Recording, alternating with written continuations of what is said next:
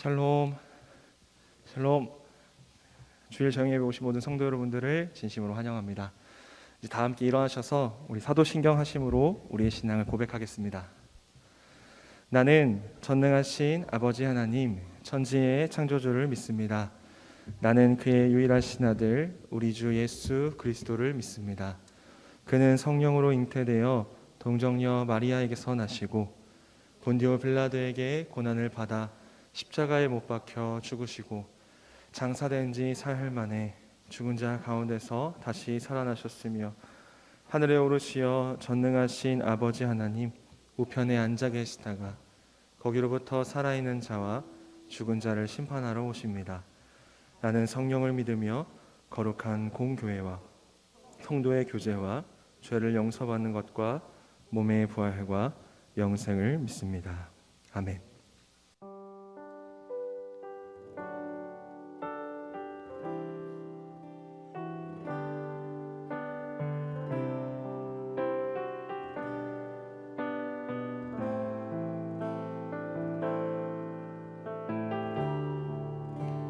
주님과 같이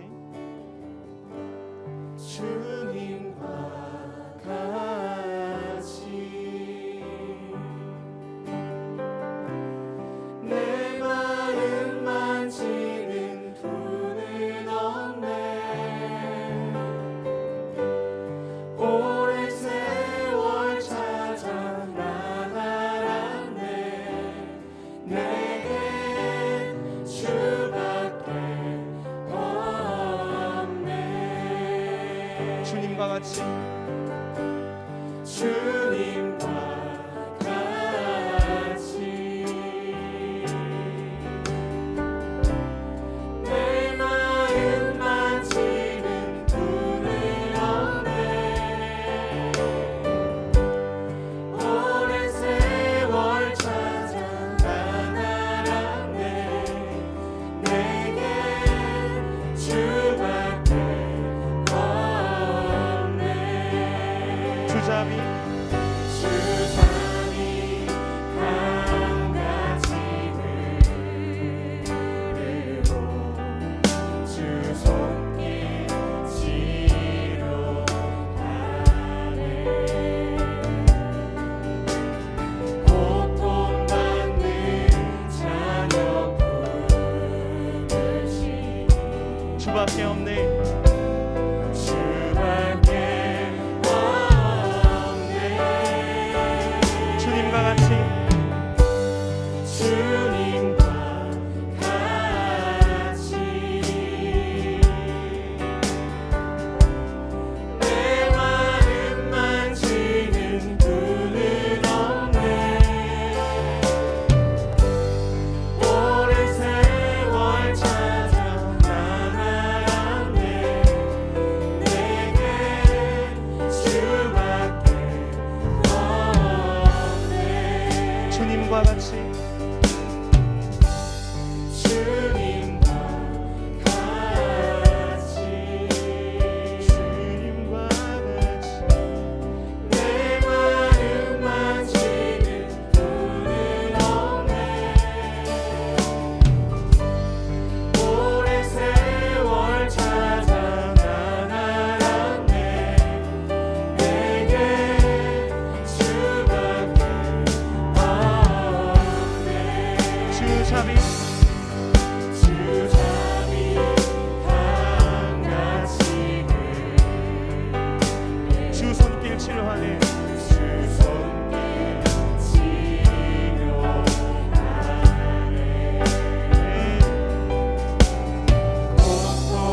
고통받는 자녀 부르시니 주밖에 없네.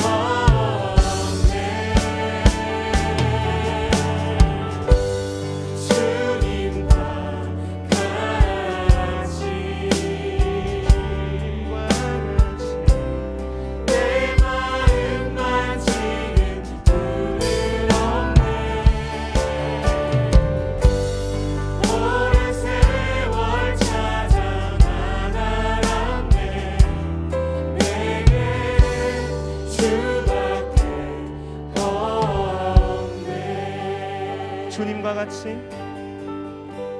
주님과 같이 내 마음 만지는 분은 없네. 오랜 세월 찾아 난 알았네. 내겐 주밖에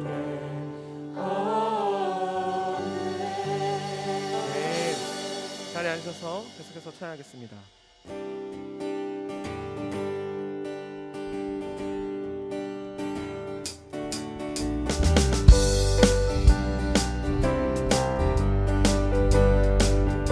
구주의 십자가 구주의 십자가 보혈로 죄 씻음 받기를 원하네. 내 죄를 씻으신 주 이름 찬송합시다.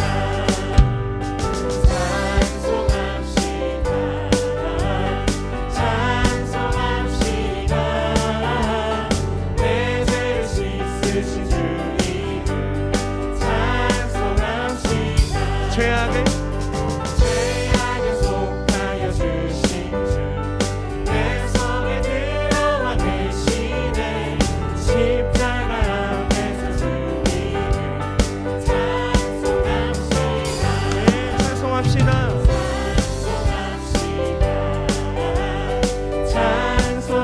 찬송합시다. 내 죄를 씻으신 주 이름 찬송합시다.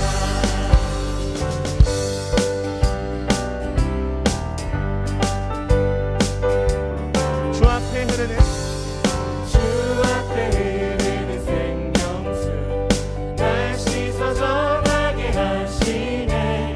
내 깊은 정성을 다하여 찬송합시다. 찬송합시다. 찬송합시다. 네.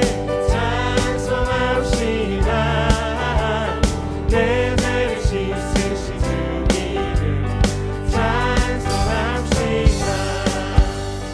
내 주께 회개한 영혼이 생명수 가운데 젖었네. 흠없고 순전한 주 이름 찬송합시다.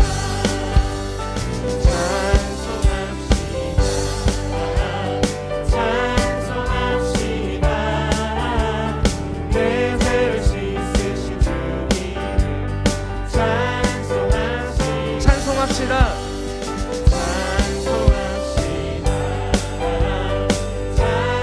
찬송합시다. 내 죄를 씻으신 주 이름 찬송합시다. 찬송합시다.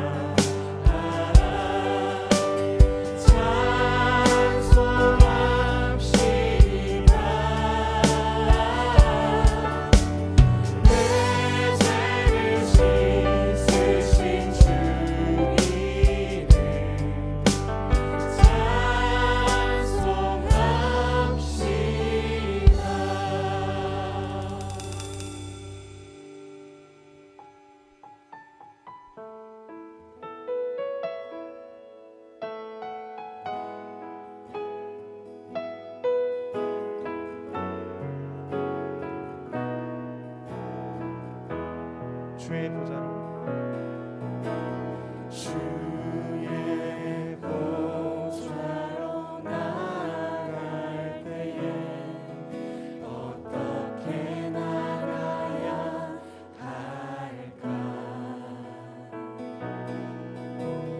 나를 구원한 주의 십자가 그것을 믿으며 가네.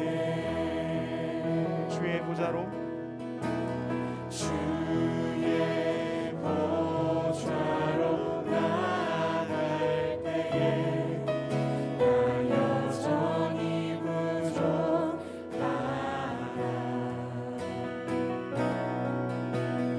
나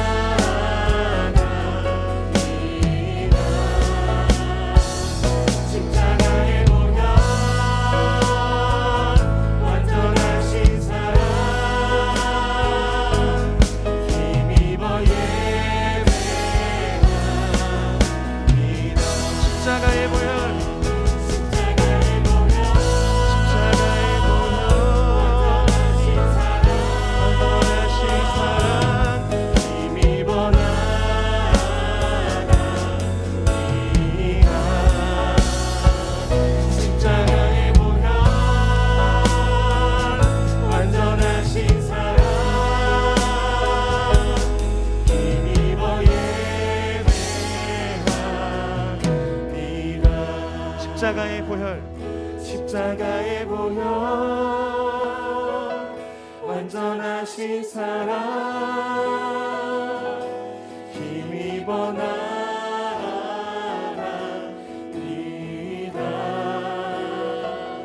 십자가의 보혈 완전하신 사랑 힘입어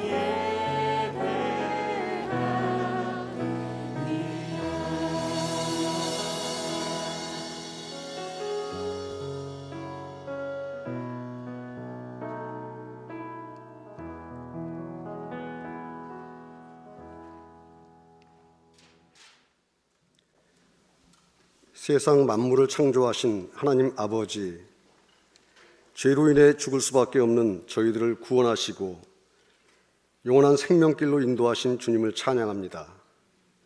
주일 예배를 통해 주님께 찬양과 경배케 하심에 감사드립니다. 주님의 말씀은 권능이 있어 살아 역사하십니다. 오늘날 세상과 저희들의 삶에 역사하신 주님의 권능을 찬양합니다. 주님의 돌보심으로 받은 많은 기도 응답을 쉽게 잊어버리는 저희들을 긍휼히 여겨주시옵소서. 이기적이고 탐욕적이며 우매한 저희들을 용서하여 주시옵소서. 사순절을 앞두고 온가족 특별 새벽 기도회가 시작되었습니다.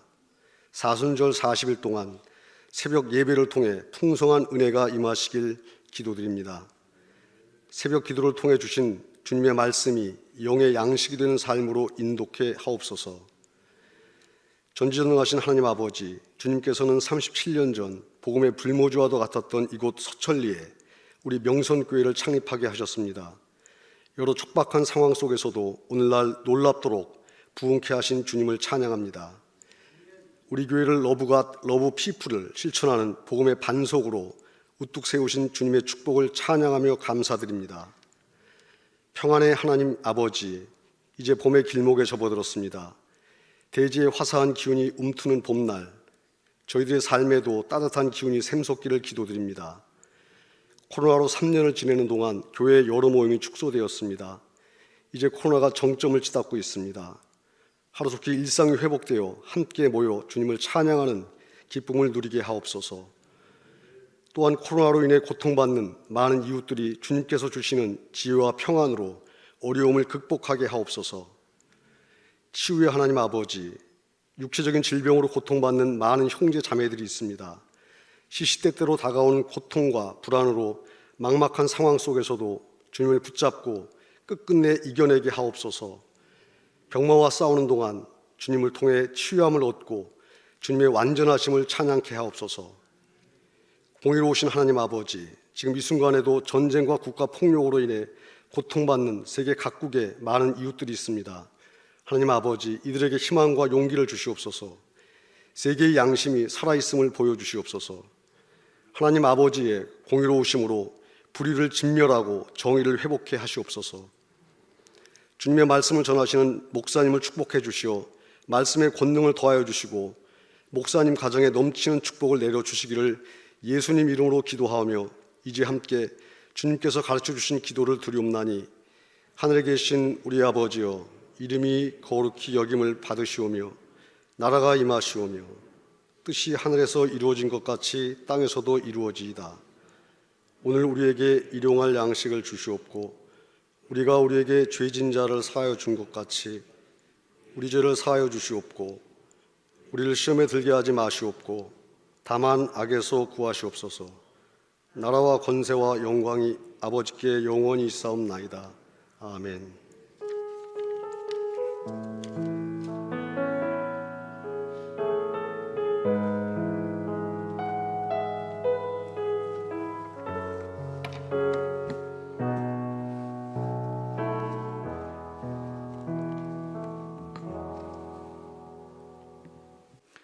이밤 하나님께서 우리에게 주신 말씀은 시편 32편 1절의 말씀입니다. 구약성경 시편 32편 1절의 말씀입니다.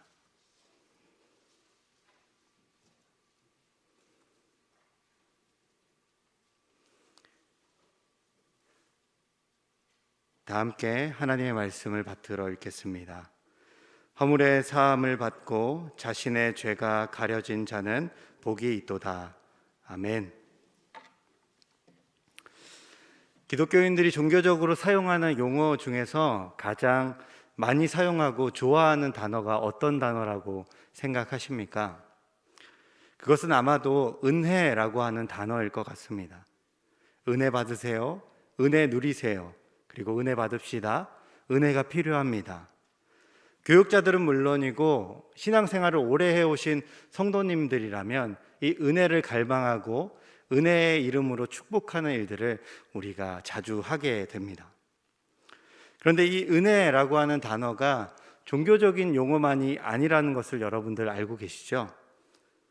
내가 어려움의 처지에 있을 때 나보다 조건이 좋고 상황이 좋은 누군가에 의해서 생각지 못한 도움을 받거나 유익함을 경험하게 되었을 때 사람들은 내가 은혜를 입었다, 은혜를 받았다 라고 사용하기도 합니다. 기독교에서 말하고 또 성경에서 말하는 은혜도 이와 맥을 같이 하고 있습니다. 성경에서 은혜라는 표현이 나올 때는 대부분 호의나 친절이나 자비나 긍휼과 같은 의미와 맥락에서 자주 사용하고 있기 때문에 그렇습니다. 그리고 성경에서 은혜라는 단어의 용례를 찾아보면 은혜는 윗사람이 아랫사람에게 베푸는 친절과 사랑을 의미할 때가 많다고 합니다. 사실 그렇죠. 일반적으로도 누군가에게 도움을 주는 사람은 물질적으로나 능력적으로나 우위에 있는 사람이 그렇지 못한 사람에게 해주는 행동들이 바로 은혜의 행동이라고 봐야 할 것 같습니다. 위로부터 아래로 도와주고 베풀고 친절과 자비를 드러내는 것, 그것이 은혜의 모습이라는 겁니다. 다만 일반적인 차원의 이 은혜와 성경에서 말하는 은혜에는 차이점이 한 가지 있습니다. 성경은 그 은혜의 주체를 오직 하나님으로만 말하고 있다는 겁니다. 따라서 기독교에서 말하는 은혜라는 것은 이 세상의 주인이신 하나님께서 자기 백성들에게 베푸시는 놀라운 사랑을 말한다라고 이야기해야 할 것입니다. 기독교 신앙에 있어서 가장 핵심 구절을 뽑으라면 아마도 요한복음 3장 16절을 빼놓아서는 안 될 것 같습니다. 여러분들 어떻게 외우고 계신가요? 저는 어렸을 적에 이 말씀을요 이렇게 외웠습니다. 하나님이 세상을 이처럼 사랑하사 독생자를 주셨으니 이는 그를 믿는 자마다, 여기가 포인트인데요, 멸망하지 않고 영생을 얻게 하려 하심이라. 요한복음 3장 16절 말씀. 아멘. 여러분 이렇게 외우지 않으셨나요? 저와 다른 세대를 사셨군요. 너무나도 중요하기 때문에 이런 손동작을 통해서 복음의 핵심되는 구절을 외웠던 기억이 있습니다. 절대 까먹지 않겠죠? 지금까지도 잊어버리지 않아요. 이 요한복음 3장 16절의 내용 가운데에서 가장 많은 사람들에게 그리고 그리스도인들에게 감동이 되는 부분이 어디라고 생각하십니까? 그것은 아마도요, 하나님이 세상을 이처럼 사랑하사라는 부분인 것 같습니다. 하나님의 사랑하심, 그것이 왜 우리에게 큰 감동이 되는 거죠? 이렇게 생각해 보면 좋을 것 같아요. 만약에 우리가 예쁘고 착하고 선하다고 가정합시다. 그리고 하나님의 말씀도 잘 듣고 믿은 대로 잘 살아가는 사람이라고 전제해 봅시다. 그렇지 않더라도 그렇게 한번 생각해 보세요.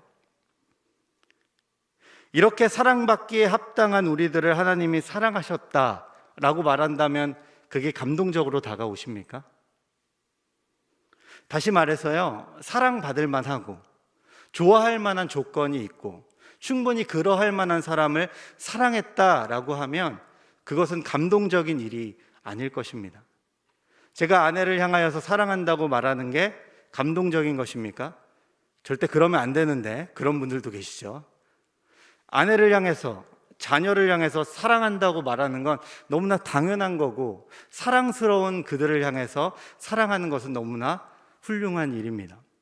감동으로 다가오는 것이 아니라 잘 해내고 있다라고 인정하는 정도죠. 어려운 일이 아니라는 겁니다. 그런데 하나님은 세상을 사랑하셨다고 합니다. 사실 우리가 살아가는 이 세상은 그렇게 유쾌하지 않습니다. 사회적으로, 정치적으로, 경제적으로 다양한 차원에서 어두운 그늘이 존재하는 게 바로 이 세상입니다. 특별히 지금 우리가 살아가는 세상을 볼 때 전염병이라고 하는 것으로, 팬데믹으로 많은 사람들 또한 많은 사회가 정체되어 있습니다. 저기 어떤 이방 나라에서는 전쟁으로 한 권력자의 욕심으로 말미암아 무고한 생명이 희생당하고 있습니다. 그리고 지금 대선을 앞두고 있는 이때에 대선 안에서 서로 간에 비난하며 비판하며 나오는 말들을 보며 우리들의 마음이 참 행복하다라고 느끼는 사람은 한 명도 없을 것입니다. 우리들이 살아가는 이 세상은 그렇게 사랑할 만한 조건이 없는 것 같이 보입니다. 그럼 이 세상에 살아가고 있는 나라고 하는 존재는 어떻습니까? 사랑받을 만한 자격이 충분히 있다고 생각하십니까? 이 질문은요, 여러분들의 어떤 자존감의 높낮이를 확인하려는 것이 아닙니다.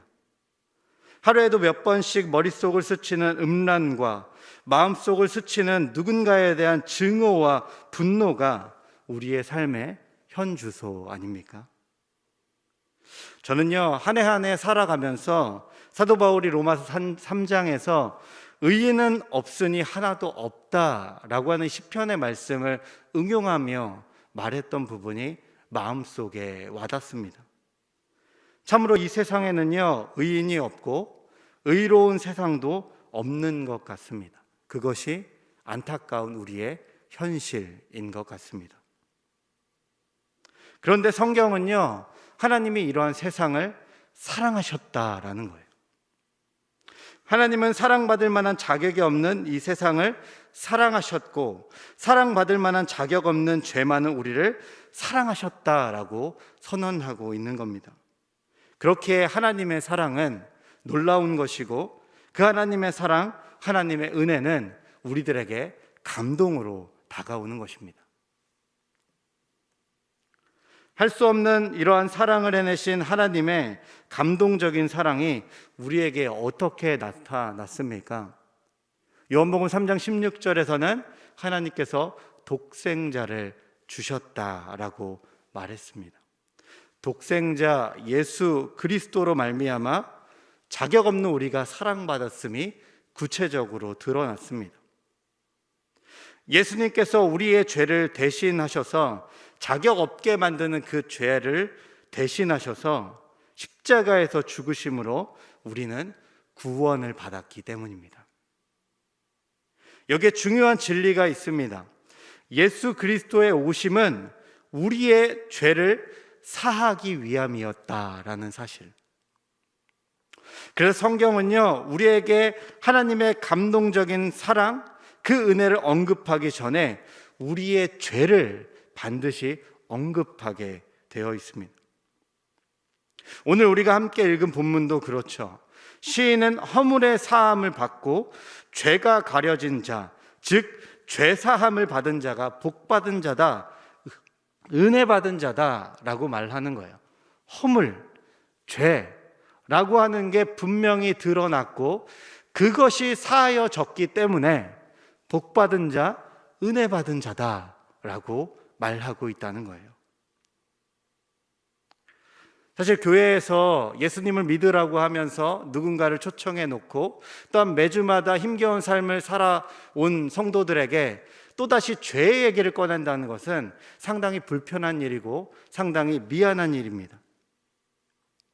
예수님을 믿으면 행복하고 잘되고 복받는 그런 일들이 펼쳐지면 좋겠는데 사실 우리가 살아가는 삶의 자리에서는 그렇지 않을 때가 더 많지 않습니까?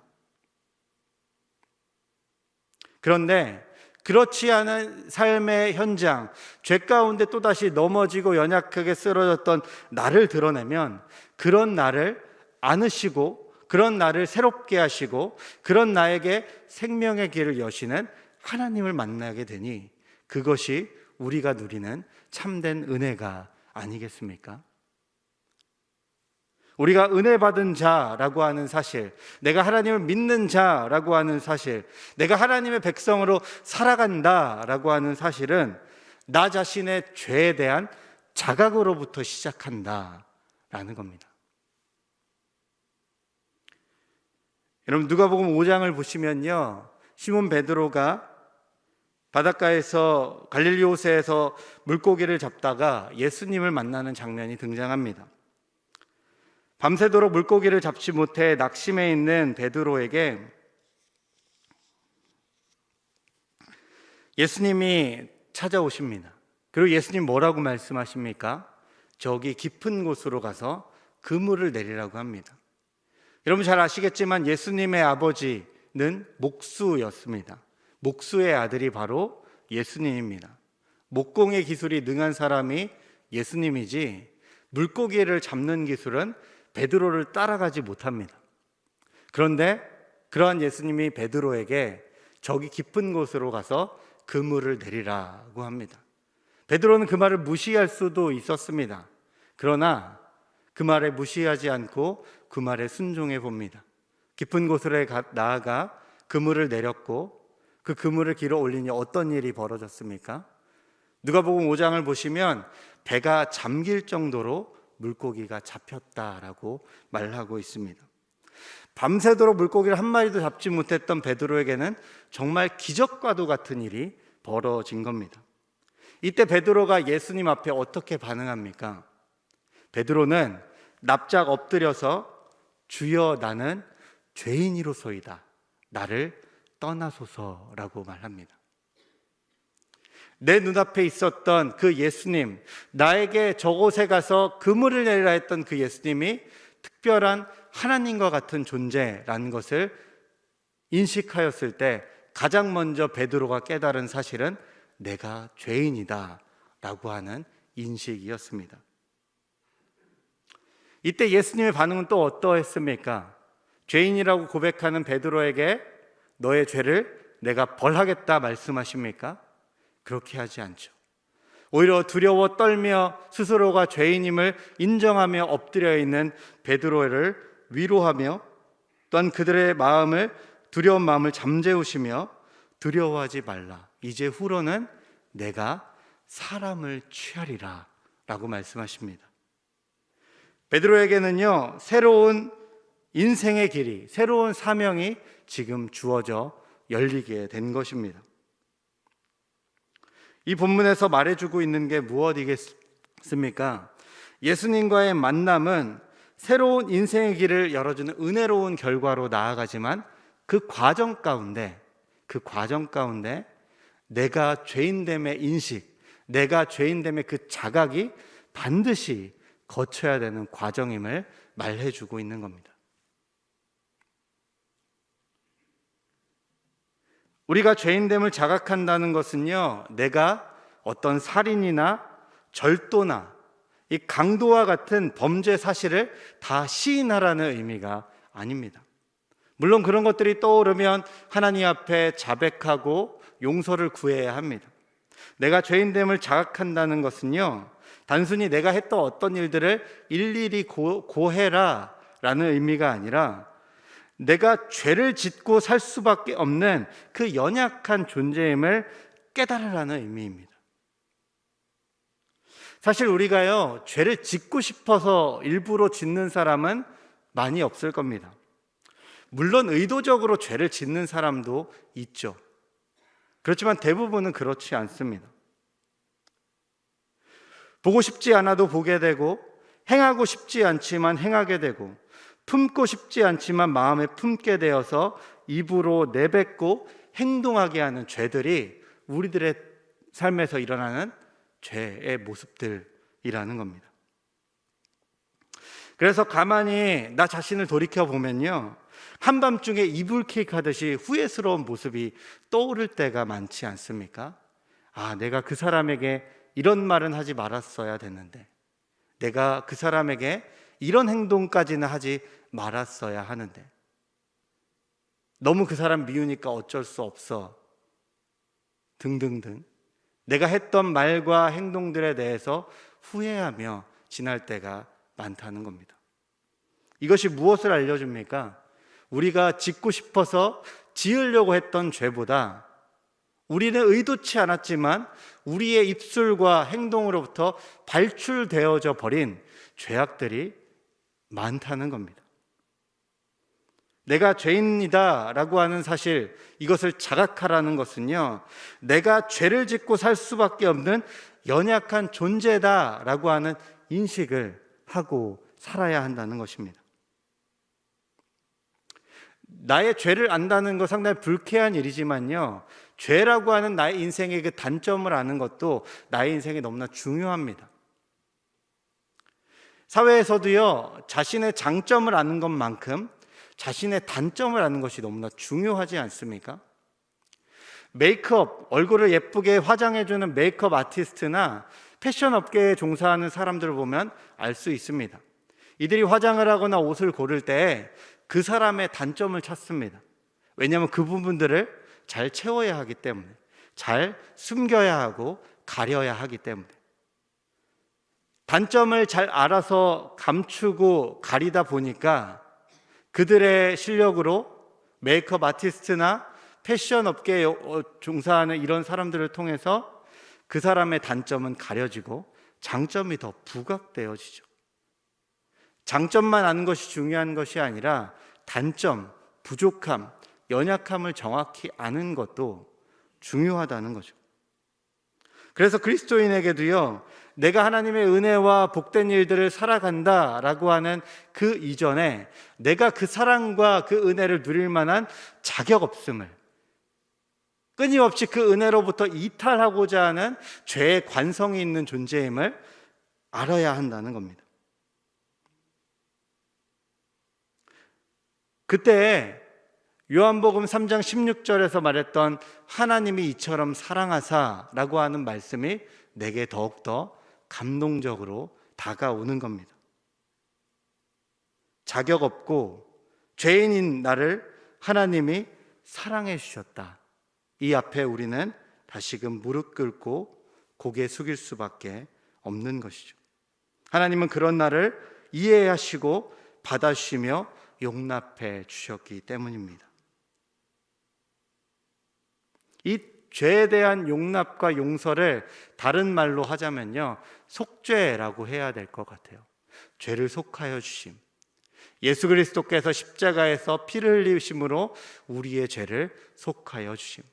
그래서 어쩌면 모든 그리스도인들이 받은 은혜 가운데 가장 큰 은혜, 가장 먼저 되는 은혜, 그것은 속죄함의 은혜라고 말해야 할 것입니다.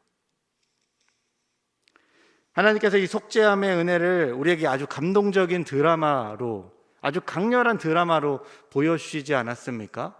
그것이 바로 예수 그리스도의 십자가의 고난입니다.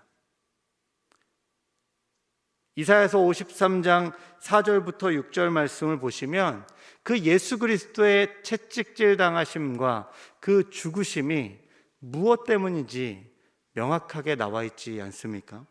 성경은 뭐라고 말합니까? 우리의 허물, 우리의 죄악, 그 모든 것을 담당하기 위해서 인간이 된 하나님이 찔림을 당했고 채찍질 당했다고 말합니다. 그리고 심지어 죽임을 당했다고 증언하고 있는 것입니다.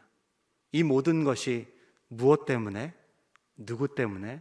바로 죄인 된 나 때문에.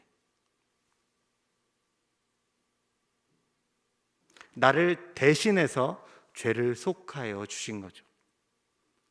나를 대신하여서 피를 흘리신 예수 그리스도의 이 사랑을 향하여서 신학적인 용어로는 대속이라는 용어를 사용합니다. 이 대속이라는 용어는요, 영어로 번역할 때 랜섬이라고 번역을 하는데요, 이 단어는 납치된 사람을 구하기 위해 지급하는 비용을 말하는 겁니다. 납치된 사람에게 그 납치된 사람을 데리고 오기 위해 그 납치범이 요구하는 그 비용, 그 돈을 랜섬이라고 이야기한다고 합니다. 생명의 위기에 넘겨져 있는 사랑하는 누군가를 살리기 위해서 지불하는 행위가 바로 이 랜섬, 대속이라는 겁니다. 하나님은요, 죄로 인해 죽어가는 나, 죄의 노예가 되어 죽음을 향해 돌진하는 나를 위해서 예수 그리스도의 생명을 비용으로 지급하시고 나를 살려내신 것입니다. 이것이 우리를 위한 대속이고 속죄함의 은혜인 것이죠. 결국 우리는요, 나 자신의 죄에 대해서 분명하고도 정확한 자기 인식을 하게 될 때 놀라운 하나님의 은혜를 만나는 겁니다. 나를 사랑하신 그분, 나를 대신해서 피 흘리신 그분, 나의 죄값을 대신 치르신 그분, 그분을 만나고 그분을 나의 마음의 구주로 모시는 그것은 나의 죄인됨의 자각으로부터 출발한다는 겁니다. 그렇게 예수님을 만나고 믿게 된 자들은요, 오늘 우리가 말씀을 읽었던 시편 32편 1절의 말씀처럼 고백하게 되는 겁니다. 허물의 사함을 받고 자신의 죄가 가려진 자는 복이 있도다. 아멘.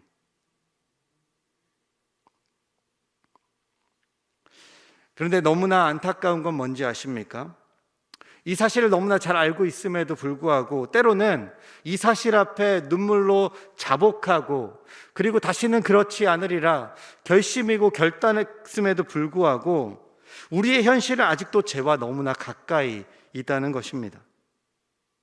분명히 속죄함의 은혜가 십자가로 드러났고 그 앞에서 많은 회개와 자복을 했음에도 불구하고 여전히 죄와 동행하고 있는 우리의 실존이 마음을 불편하게 한다는 거예요. 나의 입술, 하지 말아야 하는 말들을 담고 있고 나의 눈빛, 쏘아대지 말아야 되는 눈빛으로 쳐다보고 있고 나의 손은 폭력으로 가득 차 있으며 나의 발은 가지 말아야 할 곳으로 향할 때가 많다는 겁니다.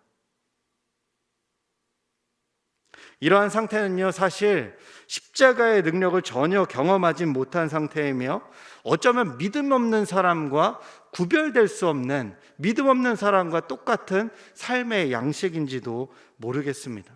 다시 말해서 속죄함의 은혜도 알고 그 안에서 눈물 흘리며 영적인 체험을 했다고 믿음 고백하며 살아가고 있지만 실제로는 죄인과 전혀 다를 바 없는 그 인생 속에 던져져 있다는 겁니다. 그래서 속죄함의 은혜 앞에 다시 돌아가려고 할 때 우리는 낙심됩니다. 또 돌아갔다가 우린 튕겨져 나올지도 모르기 때문이죠. 그러한 죄인된 우리의 상태를 바라보며 포기하고 싶은 마음도 들지도 모르겠습니다. 그런데 우리는 끝까지 포기하지 말아야 합니다. 우리 말씀을 한 군데 찾아보겠습니다. 로마서 5장 8절의 말씀입니다.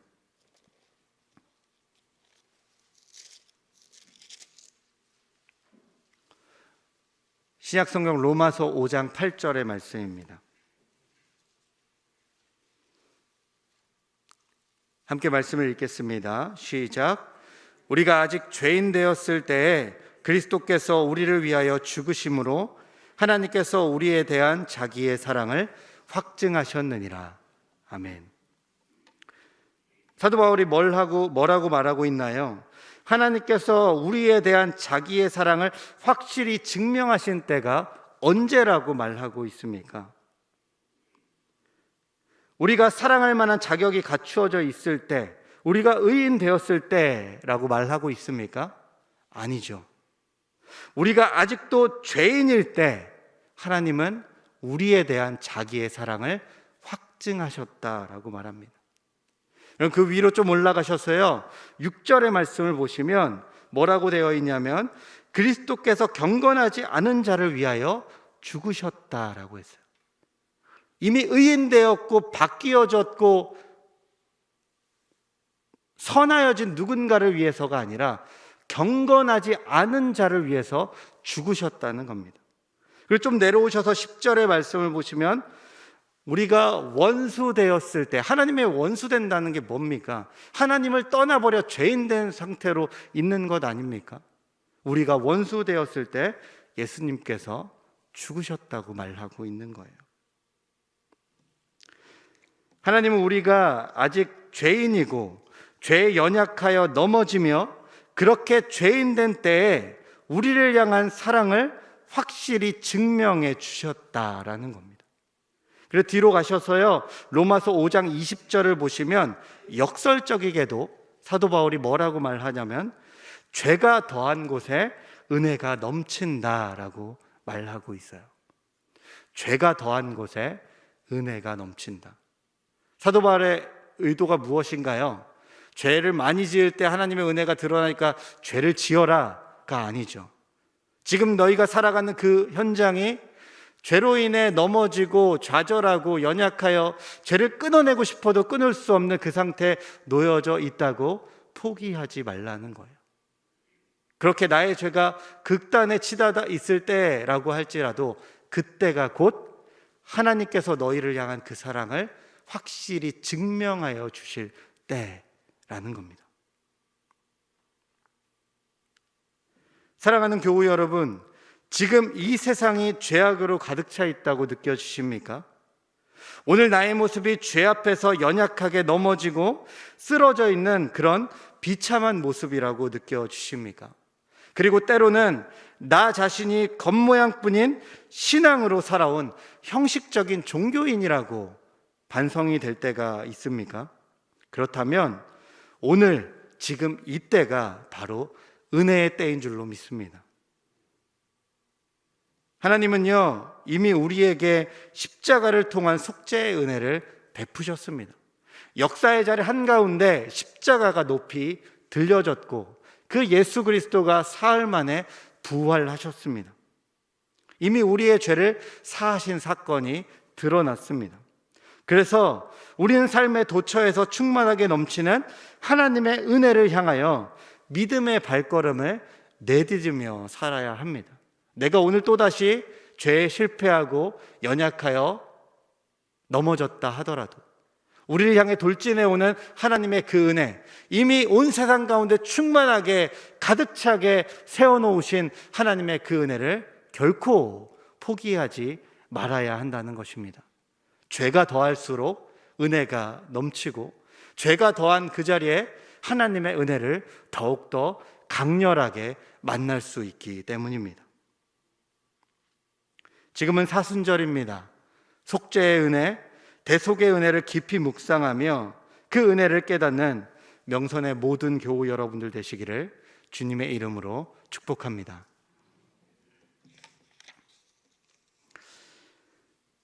은혜가 풍성하신 하나님 아버지, 죄인된 저희들 향하여 대속의 은혜를 베풀어 주심에 감사드립니다. 그 사랑에 감격하여 믿음으로 살아간다고 하지만 어느샌가 은혜로부터 무디어진 저희의 영적 내면을 보게 됩니다. 오늘 저희가 은혜 받은 자 된 것은 죄인된 본성을 받아들여 주시고 거룩한 보혈로 죄값을 치러 주신 예수님의 사랑 때문임을 기억하게 하옵소서. 사순절 십자가를 묵상하고 예수 그리스도의 은혜를 묵상하며 죄와 같은 나의 존재를 깨닫게 하옵소서.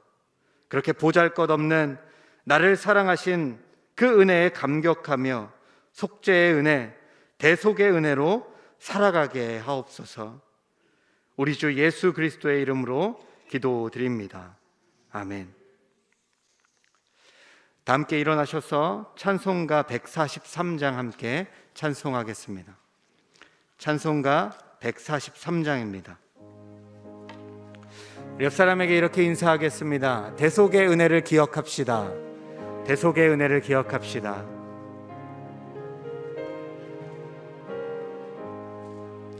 웬 말인가 날 위하여 주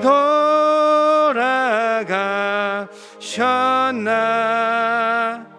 이 벌레 같은 날 위해 큰 해 받으셨나. 내 지은 죄 다 지셨나. 주시고 못 박히셨으니 웬일인가 웬 은혜인가 그 사랑 크셔라 주 십자가 못 박힐 때 그 해도 비리고 그 밝은 의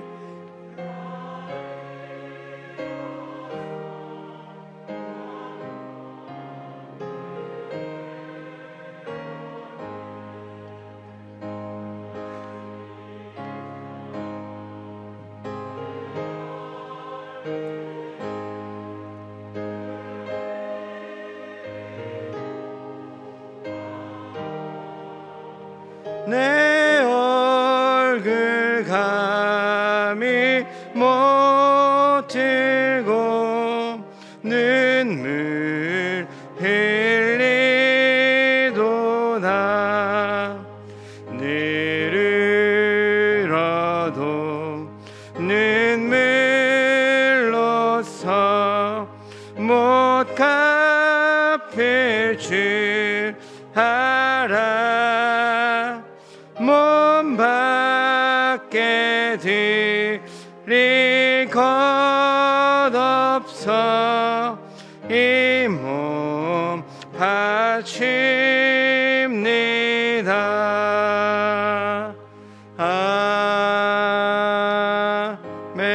아멘.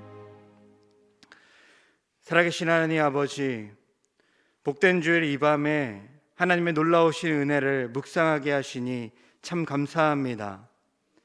죄인된 본성과 근본에도 불구하고 비참한 저희를 위해 모든 것 내어주신 예수 그리스도의 그 사랑 앞에 다시금 고개를 떨굽니다. 주님, 저희를 긍휼히 여겨 주시옵소서. 사순절을 맞이하며 다시금 내가 받은 대속의 은혜를 묵상하오니 허물의 사함을 받고 죄가 가려지고 은혜로 말미암아 새로운 인생을 걸어가는 우리들에게 소망을 주시옵소서. 저희에게 베푸신 대속의 은혜에 감사하며 마음과 뜻과 정성을 다하여 예물을 올려드립니다. 본래 하나님의 것을 다시금 신앙 고백하며 내어드리오니 저희의 믿음을 받아 주옵소서. 그저 물질만 드리지 않고 저희 소원과 소망 그리고 때로는 염려와 고민들을 이 예물 가운데 담아 주님께 드립니다. 하나님께서 받으시고 때로는 필요한 것으로 채우시며 해결해야 할 것들이 있다면 지혜로 해결되도록 우리의 삶을 형통케 하옵소서. 이 모든 간구를 예수 그리스도의 이름으로 기도드리오며 이제는 십자가에서 모든 것을 내어주신 예수 그리스도의 은혜와 아낌없이 독생자의 생명을 내어주시고 우리를 얻으시려고 결단하신 하나님의 사랑하심과 오늘도 우리와 함께 하시며 새 힘을 불어넣으시는 성령님의 감화감동 역사하심이 이 밤 대속의 은혜, 속죄함의 은혜를 되새기며 사순절을 걸어가기로 결단하는 우리 명선교회 교우들 한 분 한 분의 머리머리 위에 이제로부터 영원토록 함께 하시기를 간절히 축원하옵나이다. 아멘.